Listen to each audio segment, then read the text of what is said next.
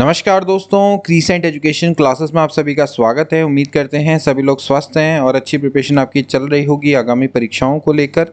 Uttarakhand LT exam cracker इसमें आपको ज़रूर मदद कर रही होगी। ये सीरीज़ दोस्तों हमने इसलिए चलाई है ताकि आपको उत्तराखंड एलटी के महत्वपूर्ण टॉपिक्स हैं उनको करवाएं, जिससे एग्ज़ाम में जाने से पहले आपकी एक बढ़िया प्रिपरेशन दोस्तों हो जाए।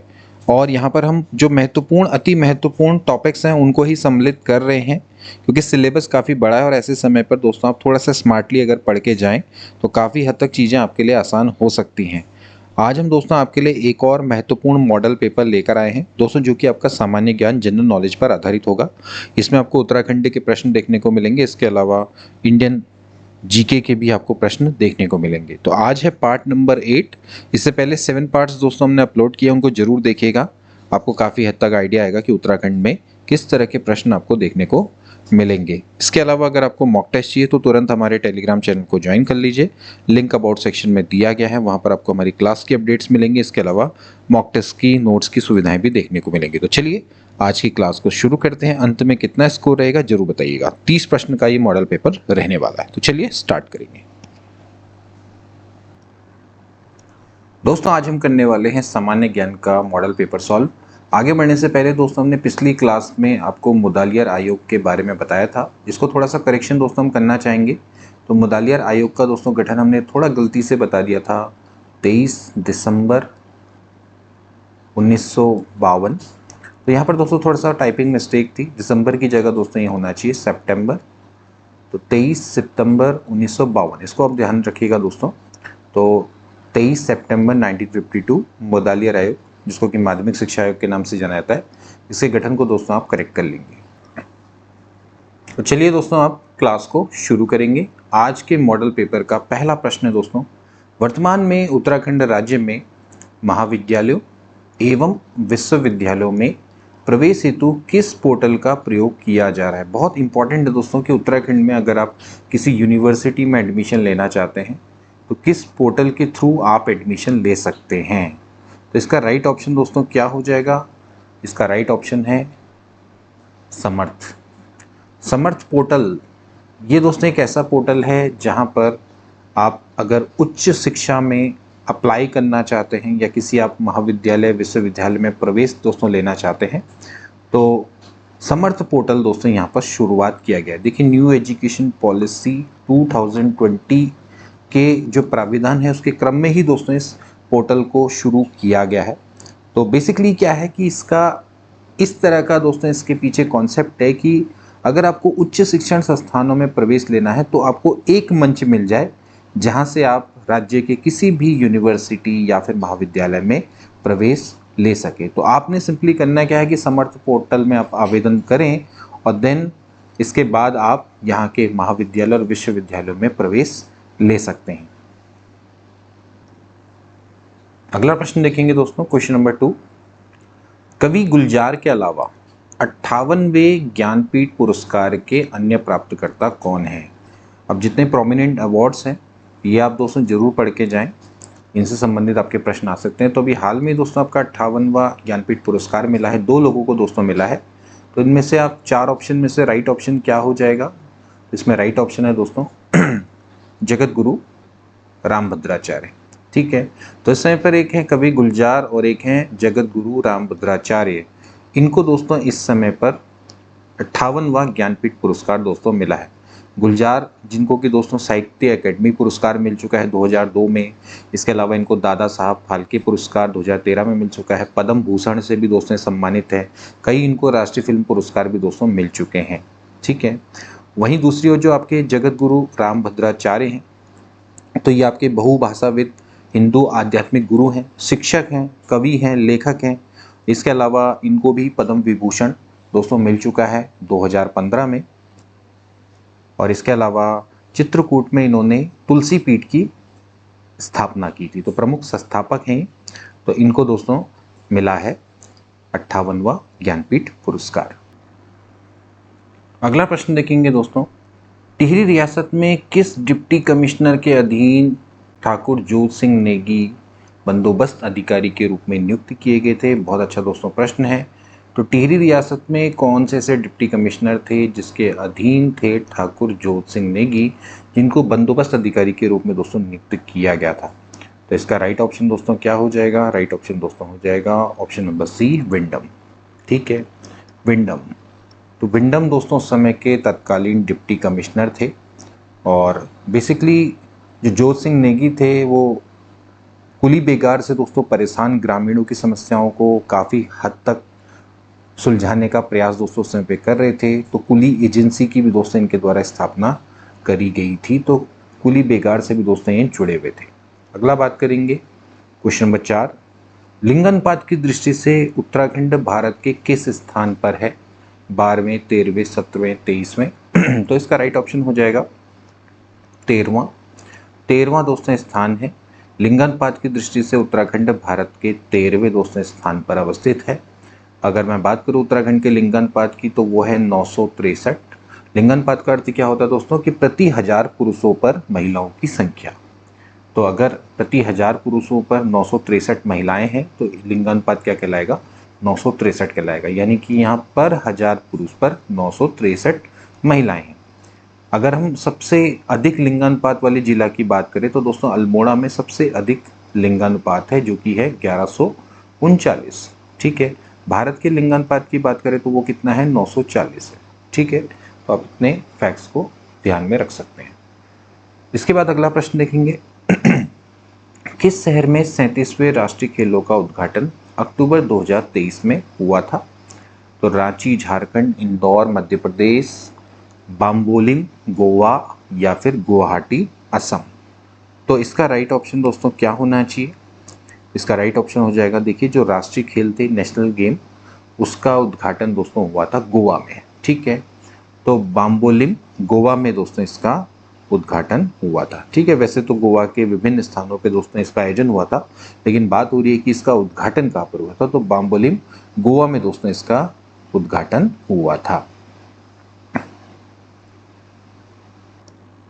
इसके अलावा दोस्तों इसमें एक इम्पॉर्टेंट फैक्ट है कि दोस्तों जो 38वें राष्ट्रीय खेलों का जो उद्घाटन है या राष्ट्रीय खेल का जो आयोजन है दोस्तों वो उत्तराखंड में प्रस्तावित था। अभी फिलहाल इसको स्थगित किया गया है। तो 38वें वैसे 2018 में होने थे, फिर उसको स्थगित किया गया कोविड के कारण। लेकिन अभी दोस्तों यहाँ पर मतलब इसको अभी दोस्तों यहाँ पर स्थगित किया गया, मतलब 2018 में था पहले होना। तो बेसिकली दोस्तों जो उत्तराखंड है उसमें अभी 38वें जो आपके राष्ट्रीय खेल हैं दोस्तों वो प्रस्तावित है और होने हैं, लेकिन 2018 में थे दोस्तों वो प्रस्तावित, लेकिन कुछ स्थगित किए गए थे। फिर अभी दोस्तों जो 38वें राष्ट्रीय खेल हैं वो उत्तराखंड में प्रस्तावित हैं, इसको आप ध्यान में रखेंगे। ठीक है, हालांकि इसकी तैयारियां चल रही हैं अभी, तो देखना रहेगा कि क्या होता है। निम्न में से कौन सी फिल्म 96वें एकेडमी अवार्ड में सर्वश्रेष्ठ एनिमेटेड फीचर फिल्म का खिताब की विजेता थी? अब जो 96वां एकेडमी अवार्ड था इसमें दोस्तों जो सर्वश्रेष्ठ एनिमेटेड फीचर फिल्म की दोस्तों बात हो रही है। एनिमेशन जो फिल्में आती हैं उसमें सबसे बढ़िया एनिमेटेड फिल्म कौन सी थी? तो इसका राइट ऑप्शन दोस्तों क्या हो जाएगा? The boy and the Heron. The boy and the Heron ये दोस्तों आपकी फिल्म थी जिसको कि सर्वश्रेष्ठ एनिमेटेड फीचर फिल्म का दोस्तों पुरस्कार मिला है। 96वां एकेडमी पुरस्कार 2024 की दोस्तों विजेता है। और अगर सबसे बेस्ट दोस्तों अगर आपकी पटकथा की दोस्तों बात करें, फिल्म की दोस्तों बात करें तो वो है अमेरिकन फिक्शन। इसके अलावा जो ओपनहेमर है, ओपनहेमर को भी दोस्तों काफ़ी अवार्ड मिले हैं। तो ओपनहेमर ने दोस्तों इस समय पर कई सारे अवार्ड दोस्तों जीते हैं। तो ओपनहेमर को सर्वश्रेष्ठ फिल्म का भी दोस्तों पुरस्कार मिला है। तकरीबन दोस्तों 7 दोस्तों इसका अवार्ड मिले हैं। तो ये दोस्तों प्रश्न पूछा जा सकता है। तो क्रिस्टोफर नोलान इसके डायरेक्टर हैं, उनको भी दोस्तों पुरस्कार मिला है। तो 7 अवार्ड दोस्तों इनको मिले हैं। तो the boy and the Heron ये आपकी सर्वश्रेष्ठ एनिमेटेड फिल्म है, जबकि जो ओपनहेमर है वो दोस्तों आपकी सबसे बेस्ट फिल्म का दोस्तों इसको अवार्ड मिला है। इसमें आपको सर्वश्रेष्ठ छायांकन, सर्वश्रेष्ठ निर्देशक, सर्वश्रेष्ठ अभिनेता, सर्वश्रेष्ठ सहायक अभिनेता सभी श्रेणी में दोस्तों इसको पुरस्कार मिले हैं। अगला देखेंगे दोस्तों प्रश्न, क्वेश्चन नंबर 7, कर्क रेखा निम्नलिखित में से किस राज्य से होकर नहीं गुजरती है? कर्क रेखा, जो कर्क रेखा है दोस्तों हमारे कुल मिलाकर 8 राज्यों से दोस्तों गुजरती है। तो इनमें से किस राज्य से दोस्तों नहीं गुजरती है? छत्तीसगढ़, त्रिपुरा, मिजोरम या फिर मणिपुर। तो इसका राइट ऑप्शन दोस्तों क्या हो जाएगा? ऑप्शन नंबर डी, मणिपुर इसका राइट ऑप्शन हो जाएगा। तो देखिए दोस्तों, जो 8 राज्य हैं दोस्तों, इसको आप याद कर सकते हैं। इसके लिए फॉर्मूला है मित्र पर गमछा झार। इस फॉर्मूला की मदद से दोस्तों हम इसको बहुत ही आसानी से याद कर सकते हैं। मी से होता है मिजोरम, त्र से त्रिपुरा हो जाएगा, प से पश्चिम बंगाल, र से राजस्थान, ग से गुजरात, म से मध्य प्रदेश एमपी, छ से छत्तीसगढ़, ठीक है, और झार से झारखंड। तो यहाँ से दोस्तों हम इसको बना सकते हैं 1 2 3 4 5 6 7 8। तो ये 8 राज्य आप दोस्तों बड़ी आसानी से याद कर सकते हैं। तो मणिपुर इसमें शामिल नहीं, तो राइट ऑप्शन डी हो जाएगा। अगला प्रश्न देखेंगे दोस्तों, क्वेश्चन नंबर 9। आपने बताना है कि इनमें से कौन सा कथन सही नहीं है। तो देखिए, अमृत गंगा मंडल में बाल किला से मिलती है, केदार गंगा गंगोत्री में गंगा से मिलती है, हनुमान गंगा हनुमान चट्टी में अलकनंदा से मिलती है, ऋषि गंगा ऋषिकेश में गंगा से मिलती है। तो इसमें से कौन सा करेक्ट नहीं है स्टेटमेंट? तो डी स्टेटमेंट आपका करेक्ट नहीं है। ऋषि गंगा ऋषिकेश में गंगा से नहीं मिलती है, तो ये आपका गलत हो जाएगा। ऋषिकेश में दोस्तों जो गंगा है उससे चंद्रभागा नदी मिलती है। तो चंद्रभागा और गंगा इसका संगम होता है ऋषिकेश में। ऋषि गंगा दोस्तों धौली गंगा से मिलती है और ये चमोली में स्थित है। तो ऋषि गंगा और ऋषिकेश से गंगा में नहीं मिलती है। तो डी ऑप्शन दोस्तों इसका क्या हो जाएगा? करेक्ट हो जाएगा। अगला देखिए क्वेश्चन नंबर 10। निम्नलिखित में से किस पुस्तक ने अंतर्राष्ट्रीय बुकर पुरस्कार 2024 में जीता है? बहुत महत्वपूर्ण है दोस्तों बुकर पुरस्कार, प्रोमिनेंट अवार्ड्स। तो इसका राइट ऑप्शन हो जाएगा ऑप्शन नंबर बी। देखिए, जो कैरोस है, कैरोस को इस समय पर अंतर्राष्ट्रीय बुकर पुरस्कार 2024 दोस्तों मिला है। अंतर्राष्ट्रीय बुकर पुरस्कार जनरली दोस्तों क्या होता है कि एक जो होता है लिखने वाला, एक होता है उसका अनुवाद करने वाला, दोनों को दोस्तों मिलता है। ठीक है, बेसिकली ये क्या है कि आपके जो कथा साहित्य है उसको ग्लोबलाइज करने की के उद्देश्य से दोस्तों ये पुरस्कार दिया जाता है। और साथ ही साथ जो उसके इंटरप्रेटर होते हैं, यानी कि जो अनुवादक होते हैं, उनके कार्य को भी दोस्तों इसकी मदद से सराहा जाता है। तो जैसे ये आपकी कैरोस है, इसको लिखा तो दोस्तों गया था जेनी एपरबेक के द्वारा, ठीक है, जेनी एपनबैक के द्वारा, और माइकल हॉफमैन है, इनके द्वारा इसको अनुवादित किया गया। ठीक है, माइकल हॉफमैन है, इन्होंने इसको अनुवादित किया। तो इसलिए दोस्तों ये जो पुरस्कार है, ये एक राइटर है और ये जो अनुवादक है, इन दोनों को दोस्तों दिया जाता है। तो कैरोस को दिया गया है, इसको आपने ध्यान में रखिएगा। अगला प्रश्न देखेंगे, उत्तराखंड में निम्नलिखित में से कौन सा नृत्य उत्सव यूनेस्को की अमूर्त विरासत सूची में सम्मिलित है? तो कौन सा जो नृत्य है वो आपका यूनेस्को की विरासत सूची में सम्मिलित किया गया है दोस्तों? बहुत महत्वपूर्ण है, इसका राइट ऑप्शन हो जाएगा रम्माण। जो रम्माण नृत्य है दोस्तों, ये लोक नृत्य है उत्तराखंड का, जिसको कि 2009 को यूनेस्को की अमूर्त विरासत सूची में दोस्तों इसको शामिल किया गया था। ठीक है, तो बेसिकली जो रम्माण है ये कहाँ पर दोस्तों होता है? ये चमोली क्षेत्र में आपका सालूर ढुंगा नामक एक क्षेत्र है। सालूर ढुंगा, ये दोनों के दोनों आपके गांव हैं, जुड़वा गांव एक तरह से। तो यहाँ पर दोस्तों ये धार्मिक अनुष्ठान और समारोह होते हैं, यही दोस्तों उनमें से एक है रम्माण। तो ये नृत्य होता है, तो ये आपका यूनेस्को की अमूर्त विरासत सूची में शामिल किया गया है।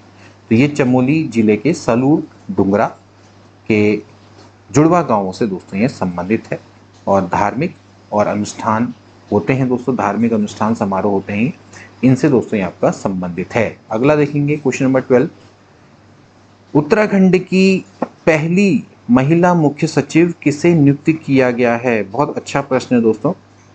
अभी हाल में ही वरिष्ठ आईएएस अधिकारी हैं, इनको नियुक्त किया गया। इसका नाम है राधा रतूड़ी।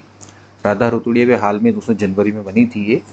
तो उत्तराखंड की पहली महिला मुख्य सचिव होने का दोस्तों इनको गौरव मिला है। तो इनका नाम है राधा रतूड़ी। तो राधा रतूड़ी इनका राइट ऑप्शन हो जाएगा। अगला देखिए क्वेश्चन नंबर 13। गढ़वाल के इतिहासकार में किस परमार शासक को गर्वभंजन के रूप से जाना जाता है? गर्वभंजन गर्वभंजन के रूप से किसे जाना जाता है?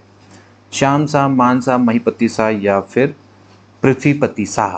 तो इसका राइट ऑप्शन दोस्तों क्या हो जाएगा? इसका राइट ऑप्शन हो जाएगा महिपति शाह। महिपति शाह गढ़वाल के इतिहास में दोस्तों गर्वभंजन के नाम से जाने जाते हैं। माधो सिंह भंडारी इनके दोस्तों क्या थे? सेनापति थे, माधो सिंह भंडारी। ठीक है, माधो सिंह भंडारी। अब इनके काल में क्या था कि दोस्तों जो तिब्बत है, तिब्बत के क्षेत्र से काफ़ी हमले होते थे। तिब्बत का एक क्षेत्र था दावा क्षेत्र, इससे दोस्तों काफ़ी हमले हुए और इससे इन्होंने अपने राज्य को हमेशा सुरक्षित रखा और इसलिए दावा क्षेत्र और अपने राज्य के बीच में दोस्तों इन्होंने सीमा हमेशा बनाए रखी थी, उसका निर्धारण किया था। इसी कारण से जो महिपति शाह है इनको गर्वभंजन के नाम से जाना जाता है। अगला देखिए क्वेश्चन नंबर 40। निम्न में से किसका मुख्यालय उत्तराखंड की राजधानी देहरादून में अवस्थित है? भारतीय पुरातत्व सर्वेक्षण, भारतीय सर्वेक्षण विभाग, भारतीय वनस्पति सर्वेक्षण या फिर भारतीय भूवैज्ञानिक सर्वेक्षण? तो इसका राइट ऑप्शन दोस्तों क्या हो जाएगा? इसका राइट ऑप्शन हो जाएगा भारतीय सर्वेक्षण विभाग, सर्वे ऑफ इंडिया। यहाँ इसका मुख्यालय उत्तराखंड की राजधानी देहरादून में अवस्थित है दोस्तों ये। ठीक है, ये भारत सरकार का सबसे पुराना वैज्ञानिक विभाग है दोस्तों। इसकी स्थापना 1767 में दोस्तों हो गई थी। तो ये सबसे पुराना वैज्ञानिक विभाग है। ठीक है, तो इसको ध्यान में रखेंगे, भारतीय सर्वेक्षण विभाग। अगला देखें क्वेश्चन नंबर 15। उत्तराखंड के किस जिले में ट्यूलिप गार्डन विकसित किया गया है? ट्यूलिप गार्डन तो कहाँ दोस्तों इसको विकसित किया गया है? टिहरी गढ़वाल, पिथौरागढ़, अल्मोड़ा या फिर उत्तरकाशी? तो ट्यूलिप गार्डन दोस्तों कहाँ पर विकसित किया गया है? ये दोस्तों विकसित किया गया है पिथौरागढ़ में। ठीक है, तो उत्तराखंड के पिथौरागढ़ में दोस्तों ट्यूलिप गार्डन को विकसित किया गया है। ठीक है, तो जैसे एक है जम्मू कश्मीर के श्रीनगर में। ठीक है, जम्मू कश्मीर में जो श्रीनगर है वहाँ पर दोस्तों एक ट्यूलिप गार्डन है और एक ट्यूलिप गार्डन उत्तराखंड में पिथौरागढ़ में। तो सेकंड नंबर का दोस्तों ट्यूलिप गार्डन ये है। अगला देखेंगे क्वेश्चन नंबर 16। तो इसको ध्यान से देखेंगे, गणेश शंकर विद्यार्थी पुरस्कार किस क्षेत्र से दोस्तों संबंधित है? गणेश शंकर विद्यार्थी पुरस्कार ये खेल से, उत्कृष्ट समाज सेवा, संगीत या फिर पत्रकारिता से? तो गणेश शंकर विद्यार्थी पुरस्कार दोस्तों आपका पत्रकारिता से दोस्तों संबंधित है। तो ये राष्ट्रपति के द्वारा दोस्तों दिया जाने वाला एक तरह का वार्षिक पत्रकारिता पुरस्कार है। ठीक है, तो ये आपका पत्रकार जो ये पुरस्कार दोस्तों हैं जो कि भारतीय पत्रकार थे और राजनेता थे गणेश शंकर विद्यार्थी, उनकी याद में दोस्तों ये दिया जाता है। ठीक, तो गणेश शंकर विद्यार्थी पुरस्कार। अगला देखेंगे, जनपद बागेश्वर निम्न में से किन जिलों से घिरा हुआ है? जनपद बागेश्वर आपका किन जिलों से दोस्तों घिरा हुआ है ये आपने बताना है। तो ध्यानपूर्वक देखिए, पिथौरागढ़, चंपावत, अल्मोड़ा, इसके अलावा पिथौरागढ़, अल्मोड़ा, चमोली, इसके अलावा चमोली, अल्मोड़ा, पौड़ी, पिथौरागढ़, पौड़ी या फिर चमोली। ठीक है, तो बागेश्वर दोस्तों आपका 3 जिलों से दोस्तों घिरा हुआ है। इसमें आपका आता है अल्मोड़ा, फिर चमोली और पिथौरागढ़। ठीक है, तो पिथौरागढ़, अल्मोड़ा और चमोली। देखिए ये बागेश्वर है। अगर मैं बागेश्वर को केंद्र बिंदु मानूं तो इधर की अगर आप तरफ को देखेंगे यानी कि इसके उत्तर की ओर को, तो चमोली इधर को दोस्तों पूरी तरह से अवस्थित है। अगर आप इसके थोड़ा दक्षिण की ओर को जाएंगे तो दक्षिण में आपको क्या दिखाई देगा? यहाँ पर अल्मोड़ा दिखाई देगा। ठीक है, इसके बाद दोस्तों अगर आप बागेश्वर के पूर्व में जाएंगे तो आपको पिथौरागढ़ दिखाई देगा। ठीक है, तो यही दोस्तों ये इसकी पूरी तरह से बाउंड्री बनाते हैं। ओके, तो बागेश्वर में इस तरह से आप पूरा देखेंगे तो यहाँ से इसका जो पश्चिम है, पश्चिम वाला जो क्षेत्र है, और पश्चिम चाहे आप पूर्व पश्चिम उत्तर का क्षेत्र देखें या फिर दक्षिण पश्चिम का क्षेत्र देखें, तो पूरा आपका चमोली और अल्मोड़ा से घिरा हुआ है। बीच में आपका बागेश्वर और इधर आपका पूरा क्षेत्र देखेंगे तो आपका पूरा पिथौरागढ़ यहाँ पर लगा हुआ है। ठीक है, तो अल्मोड़ा, चमोली और पिथौरागढ़ इसका राइट ऑप्शन हो जाएगा। अगला देखेंगे क्वेश्चन नंबर 18। अगला भी दोस्तों काफी महत्वपूर्ण प्रश्न है। उत्तराखंड उच्च न्यायालय की प्रथम महिला मुख्य न्यायाधीश, ये दोस्तों किसे बनाया गया है? जस्टिस भानुमति, जस्टिस रितु बहारी, जस्टिस इंदु मल्होत्रा या फिर जस्टिस वेला त्रिवेदी? तो देखिए कौन है इस समय पर जो प्रथम मुख्य महिला न्यायाधीश है, तो इनको दोस्तों बनाया गया है जस्टिस रितु बहारी। जस्टिस रितु बहारी अभी दोस्तों इनको 4 फरवरी 2024 में दोस्तों इनको बनाया गया है, तो ध्यान रखेंगे। तो 4 फरवरी 2024 को जो रितु बहारी हैं, इनको दोस्तों बनाया गया है उत्तराखंड की पहली महिला मुख्य न्यायाधीश। अगला देखेंगे प्रश्न, क्वेश्चन नंबर 19। अगला प्रश्न दोस्तों काफी महत्वपूर्ण। अब ओलंपिक खेल आजकल चल रहे हैं, पेरिस ओलंपिक, तो अंतर्राष्ट्रीय ओलंपिक समिति ने अब अगला जो होगा लॉस एंजलिस ओलंपिक गेम्स होगा 2028 में, निम्न में से किन नए खेलों का प्रस्ताव दोस्तों स्वीकृत किया है? तो कौन कौन से जो खेल हैं उनका प्रस्ताव दोस्तों स्वीकृत किया गया है लॉस एंजलिस में जो होने वाले ओलंपिक गेम्स है? तो इसका राइट ऑप्शन दोस्तों है T20 cricket, baseball, flag football और स्क्वैश। इसको दोस्तों मौका मिलने जा रहा है। तो अब क्रिकेट भी यहाँ दिखाई देगा ओलंपिक गेम्स में। तो T20 cricket, baseball, flag football, squash, इन सबको लॉस एंजलिस ओलंपिक गेम्स में शामिल किया जा रहा है। ठीक है, सो ए ऑप्शन दोस्तों क्या हो जाएगा? राइट हो जाएगा। अगला देखिए क्वेश्चन नंबर 20। किस मुगल बादशाह ने गंगा नदी के उद्गम स्थल को ढूंढने हेतु गढ़वाल में सर्वेक्षण दल भेजा था?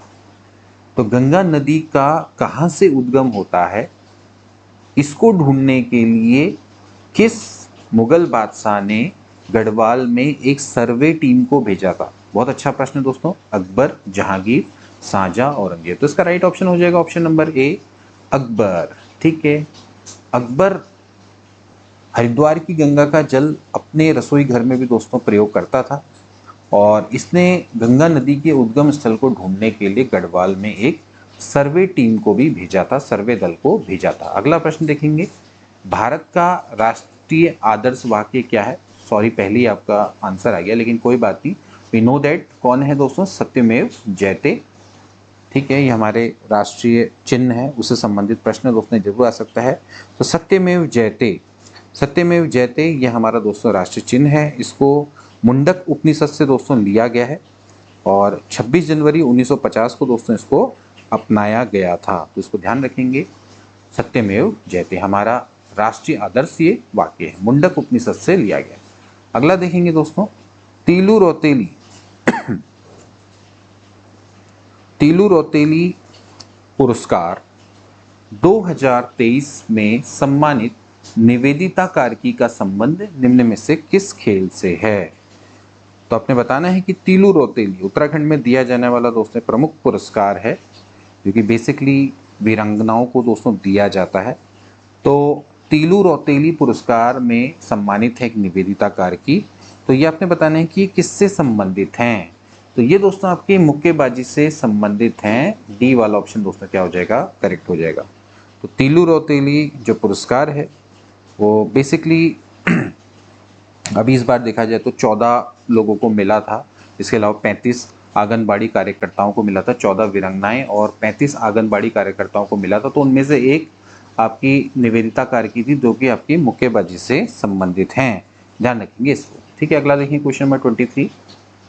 निम्न में से कौन सा गढ़वाल का राजकुमार मुगल दरबार में मनसबदार नियुक्त किया गया था? ठीक है, मुगल दरबार का वैसे इकलौता मनसबदार था ये। ठीक है, मतलब पूरे मुगल काल का इकलौता मनसबदार। तो इसका राइट ऑप्शन हो जाएगा ऑप्शन नंबर ए, मेदिनी शाह। मेदिनी शाह को दोस्तों गढ़वाल का गढ़वाल का राजकुमार था ये दोस्तों, ये मुगल दरबार में इसको मनसबदार नियुक्त किया गया था। मनसबदारी की प्रथा दोस्तों आपके अकबर के टाइम पर स्टार्ट हुई थी, तो मेदिनी शाह को दोस्तों मनसबदार नियुक्त किया गया था। अगला देखिए क्वेश्चन नंबर 24। क्वेश्चन नंबर 24 दोस्तों आपके कुमाऊं वाटर्स रूल यानी कि कुमाऊं के जल संबंधी कानून से दोस्तों संबंधित है। तो कुमाऊं वाटर रूल्स किस वर्ष लागू किए गए थे? तो इसका राइट ऑप्शन दोस्तों क्या हो जाएगा? इसका राइट ऑप्शन हो जाएगा ऑप्शन नंबर बी, 1917 में दोस्तों ये जल संबंधी कानून दोस्तों कुमाऊं के लागू किए गए थे। ठीक है, तो ये दोस्तों बहुत महत्वपूर्ण है, हालांकि इनमें संशोधन भी किया गया था फिर 1930 में। तो ये जल से संबंधित आपके कानून थे जो कि 1917 में लागू किए गए थे। अगला देखिए क्वेश्चन नंबर 25। 2023 में यूनेस्को ने रचनात्मक शहर नेटवर्क UCCN सूची में किस भारतीय शहर को साहित्य का शहर के रूप में न शामिल किया है? तो पुणे, ग्वालियर, कोझिकोड या फिर जयपुर। सो राइट ऑप्शन हो जाएगा कोझिकोड, केरल का दोस्तों शहर है और इसको यूनेस्को ने रचनात्मक शहर नेटवर्क UCCN सूची में साहित्य का शहर के रूप में दोस्तों इसको शामिल किया है। ठीक है, तो इसको साहित्य का शहर दोस्तों बोला है। ऐसी ग्वालियर है, ग्वालियर को भी दोस्तों शामिल किया गया है, इसको क्रिएटिव सिटीज नेटवर्क में डाला गया है। ठीक है, लेकिन साहित्य का शहर दोस्तों क्या है? यह है केरल का कोझिकोड। और जबकि ग्वालियर को संगीत का शहर भी बोल सकते हैं, तो संगीत का शहर कौन है? ग्वालियर। तो कभी अगर ये प्रश्न आ गया तो संगीत का शहर आप क्या लिखेंगे? ग्वालियर। ठीक है, तो इसको आप ध्यान में रखें। अगला प्रश्न देखेंगे क्वेश्चन नंबर 26। विश्व की सबसे ऊंची सुरंग शिंकुन्नला टनल का निर्माण कहाँ किया जा रहा है? विश्व की सबसे ऊंची दोस्तों ये जो शिंकुन्नला टनल है इसका निर्माण कहाँ किया जा रहा है? सिक्किम में, अरुणाचल प्रदेश में, लद्दाख में या फिर बेसिकली हिमाचल प्रदेश में। तो इसका राइट ऑप्शन दोस्तों क्या हो जाएगा? ये देखिए सबसे ऊंची दोस्तों जो टनल है इसका निर्माण दोस्तों किया जा रहा है लद्दाख में। लद्दाख इसका दोस्तों क्या हो जाएगा? राइट ऑप्शन हो जाएगा। तो दोस्तों अगर इसकी ऊंचाई की बात करें तो 16,580 फीट की ऊंचाई पर दोस्तों ये बनने वाली है ये टनल, और ये तकरीबन 4.25 किलोमीटर दोस्तों लंबी होने वाली है ये टनल। तो विश्व की सबसे ऊंची दोस्तों सुरंग बनने वाली है और ये कनेक्ट करेगी दोस्तों लद्दाख को हिमाचल प्रदेश से कुल्लू। तो कुल्लू को लद्दाख से दोस्तों कनेक्ट करने वाली है। अगला देखेंगे प्रश्न क्वेश्चन नंबर 27।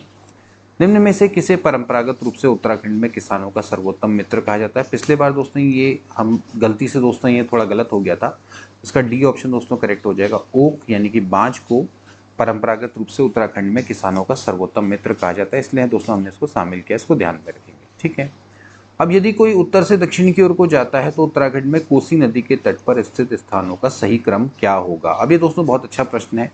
तो अगर आप दोस्तों उत्तर से दक्षिण की ओर को जा रहे हैं, तो अगर आप उत्तर से दक्षिण की ओर को जा रहे हैं तो फिर इस केस में आपने बताना है कि सही क्रम दोस्तों क्या होगा। ठीक है, आपने बताना है कि उत्तर से अगर आप दक्षिण की ओर को जा रहे हैं तो कोसी नदी के तट पर सही स्थानों का दोस्तों क्रम क्या होगा। ठीक, आप इसको इस तरह से समझ सकते हैं। देखिए अगर बात करें तो बागेश्वर, फिर है अल्मोड़ा एंड देन फिर है नैनीताल। ठीक है, तो आपने ये समझना है कि उत्तर से अगर आप नीचे दक्षिण की ओर को आ रहे हैं तो आप बागेश्वर का पहले आएगा, फिर अल्मोड़ा का आएगा, फिर नैनीताल का आएगा। ठीक है, तो बागेश्वर का जो क्षेत्र है अगर आप देखें, वैसे अल्मोड़ा से अगर आप बागेश्वर को जाते तो बीच में सोमेश्वर पड़ता है, तो सबसे पहले सोमेश्वर से आना चाहिए, फिर उसके बाद अल्मोड़ा आएगा, फिर अल्मोड़ा से आप नैनीताल को जाएंगे तो फिर खैरना और बेताल घाट। ठीक, थोड़ा सा अगर आप समझिए बाउंड्री को, तो आपने उत्तर से जब दक्षिण की ओर को जाना है तो बागेश्वर, अल्मोड़ा, नैनीताल इस तरह से दोस्तों आना है। ठीक है, इससे ऊपर को जाएंगे तो फिर आपका चमोली, पिथौरागढ़ आ जाएगा ऊपर को। तो अगर आप देखेंगे तो भैया कोसी जो नदी है तो बागेश्वर, अल्मोड़ा, नैनीताल, तो ये क्षेत्र है दोस्तों, यहाँ से आपका स्टार्ट होगा सोमेश्वर, फिर अल्मोड़ा, फिर खैरना और बेताल घाट। तो इस तरह से आप इसको मैप के थ्रू बना सकते हैं। ठीक है, अगला देखिए क्वेश्चन नंबर 29। कुमाऊं में किसी व्यक्ति को असाधारण बहादुरी के लिए दान में दी गई भूमि को क्या कहा जाता है? तो इसका राइट ऑप्शन हो जाएगा दोस्तों, इसको रौथ बोला जाता है। तो कुमाऊं में किसी व्यक्ति को अगर आप असाधारण बहादुरी के लिए दी गई भूमि को रौथ दोस्तों बोला जाता था। अगला देखेंगे दोस्तों, जो कि लास्ट क्वेश्चन है, डेनियल कहानेमन जिनका भी मार्च 2024 में निधन हो गया और इनको 2002 में नोबेल पुरस्कार किस विषय में दोस्तों दिया गया था? अभी दोस्तों हाल में ही जो डेविड कहानेमैन है, इनका दोस्तों निधन हो गया था और इनको ये पूछा गया है कि ये नोबेल पुरस्कार विजेता थे और 2002 में इनको किसके लिए पुरस्कार दिया गया? तो इसका राइट ऑप्शन हो जाएगा ऑप्शन नंबर डी, अर्थशास्त्र के लिए इनको दोस्तों नोबेल पुरस्कार उस समय पे मिला था 2002 में। 90 वर्ष की आयु में दोस्तों इनका निधन हो गया था। ठीक है, अभी हाल में ही हुआ है मार्च 2024 में, तो 90 वर्ष की इनकी आयु थी। तो इनका दोस्तों अभी हाल में ही निधन हुआ है। तो इनको 2002 में आर्थिक विज्ञान अर्थशास्त्र में दोस्तों इनको नोबेल पुरस्कार दोस्तों मिला था। तो ये थे दोस्तों आज के 3 महत्वपूर्ण प्रश्न, 30 आई होप कि आपको ये दोस्तों पसंद आए होंगे। अब ऐसी ही क्लासेस के लिए आप हमारे चैनल को सब्सक्राइब कर सकते हैं। मिलेंगे नेक्स्ट क्लास में, तब तक take care and good bye.